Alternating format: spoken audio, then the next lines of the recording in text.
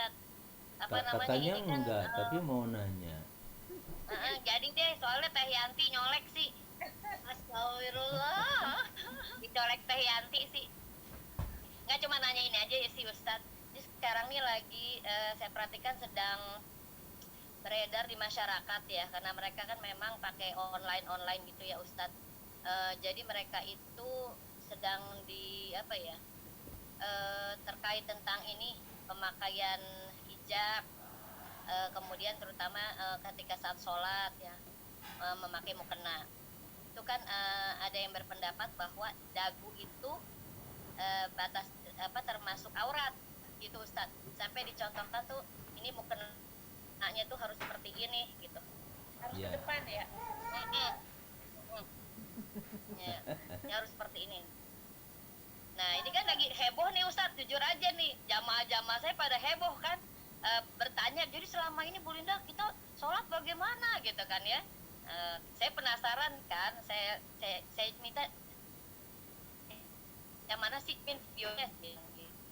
Nah, jadi memang ada itu, ada yang waktu sholat tuh harus sampai begini Ustadz. ya, Di posisi mukenanya begini. Ya kan kita agak sulit juga ya, secara pemakaian juga kita agak kesulitan. Nah, kita hijab juga kan batas aurat wanita kan kita taunya wajah dan apa telapak tangan baik bagian atas maupun bawah dengan batas-batas seperti ini ya kan. Ya kalau seperti ini ketahuan kita pakai cadar kan, kalian ini kan istilahnya begitu. Nah, jadi seperti itu Ustadz yang berkembang di masyarakat pada saat ini, mohon pencerahannya. Karena memang yang berbicara masalah itu juga termasuk beberapa ustadz yang ini juga, beberapa ustadz kondang juga gitu ya. sama Tapi saya lihat Ustadz berawalnya itu kondangan dari nih. kayaknya dari ustadz Salafi deh kayaknya deh, Ya, berawalnya itu. itulah memang semua kita husnudon berangkat dari sebuah kehati-hatian. Tuh, Tapi kehati-hatian itu juga perlu mempertimbangkan perbedaan pendapat di antara para ulama. Dan kategori itu saya belum menemukan rinciannya sampai ke dagu atau di bawah dagu. Sebagaimana kita berwudu, wudu itu apakah hanya di sini saja, muka atau juga ke dagu. Nah, itu kan semuanya merupakan tafsir dan penjelasan-penjelasan para ulama yang berkembang. Yang keduanya berangkat dari cara pandang terhadap wajah. Wajah itu batasnya mana sih? Kan gitu. Nah, wajah itu kan batasnya juga iya sampai di sini kalau untuk wudhu nih. Kalau untuk wudhu itu sampai di sini. Ini yang disebut wajah yang kelihatan. Wajhun itu bagian depan kita, ya, bagian muka kita sampai ke sini itu biasanya itu. Kalau berwudu kan semuanya sampai di sini kita. Nah, oleh karena itu kalau kalau misalkan dia menutup wajahnya ke sini umpamanya, ya itu silahkan saja. Tapi apakah sampai di situ merupakan satu kewajiban atau tidak?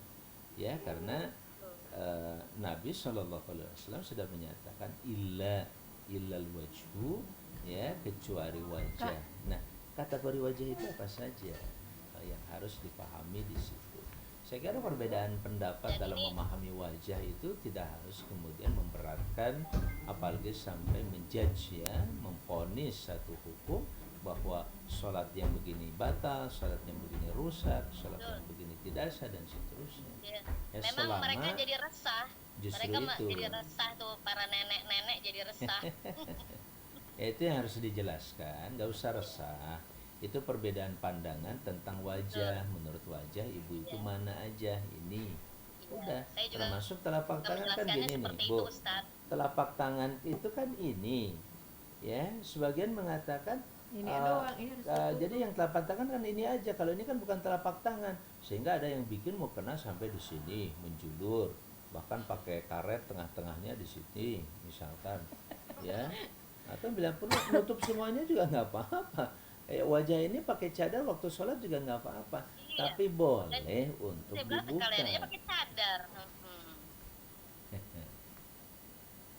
Baik bu, itu Itulah Ustadz kehebohan, kehebohan pekan ya ini. dinamika, Jamaah-jamaah pada dinamika heboh. itulah Iya, makanya para dinamika. para ulama muda ini perlu diimbangi dengan pemahaman yang lebih komprehensif. Saya bukan yang terbaik atau para ulama terdahulu juga bukan yang paling hebat, enggak, tapi mereka punya landasan berpikir. Salah satu landasan berpikir menyimpulkan hukum itu kan dari dengan metodologi usul fikih ini. Nah, mohon maaf ya, tidak sedikit di antara teman-teman atau para ustadz yang berani, dia bisa bahasa Arab bagus, baca Quran sunnahnya juga bagus, tapi dia tidak cukup menguasai usul fikih. Kalau cukup menguasai usul fikih, dia punya pandangan-pandangan yang insya Allah jauh lebih moderat, jauh lebih komprehensif. Contoh setingkat Imam Ahmad, begitu ketat terhadap hadis, tapi dia juga menghormati pandangan-pandangan Imam Syafi'i. Imam Syafi'i menghormati pandangan-pandangan Imam Malik, gitu, imam-imam yang lain. Selama landasannya jelas Quran Sunnah, mereka berbeda dalam konteks pemahaman. Sebab dalam memahami satu kata seperti wajah tadi saja, kategori wajah pun nanti ada nggak definisi rincinya dari Rasulullah SAW? Kalau nggak ada, kembali kepada uruf kebiasaan kita. Itulah wajah dalam konteks pemahaman kita. Itu bisa jadi hukum, menjelaskan tentang apa yang disebut dengan wajah. Kalau sudah masuk leher ya bukan wajah. Halo, mukernanya misalkan begini, kelihatan lehernya, ya jelas itu sudah bukan wajah lagi. Iya, iya, saya bilang juga begitu. Ya kalau kalau mau kenanya longgar Kalau juga kan kalau terlihat kalau leher. bicara misalkan itu kan dagu, itu juga hidung gitu, repot lagi. Kan ada hidung, ada bibir, ada dagu, itu bagian dari wajah namanya. Halo? Iya, Nah, Ustaz. itu critical Iya. thinking tuh kata Mas Hadi itu penting sekali. Ya, berpikir kritis itu ya kembali kepada logika-logika, uruf-uruf kita di keseharian itu penting dipahami dengan baik. Termasuk uruf tibi ya, uruf kedokteran gitu. Kalau sudah menyangkut mens, kita nggak, Allah Subhanahu wa taala oleh Rasulnya cuma mengingatkan bahwa orang yang haid itu tidak boleh. Nah, ilmu haid siapa? Bukan kiai lagi, masuk kepada dunia kedokteran. Maka para ulama mengundang para dokter, diskusi dengan para dokter. Yang dimaksud dengan wajah apa sih? Yang ahli dalam dunia wajah itu siapa sih? Di situ umpamanya itu silakan itu dimintai pandangannya begitu. Terus dengan uruf keilmuan tadi baru kita bisa menetapkan ketentuan hukumnya. Itulah keterbukaan daripada fuqaha atau usuliyun. Belum aja. Udah ya? Udah cukup Bu, Ibu.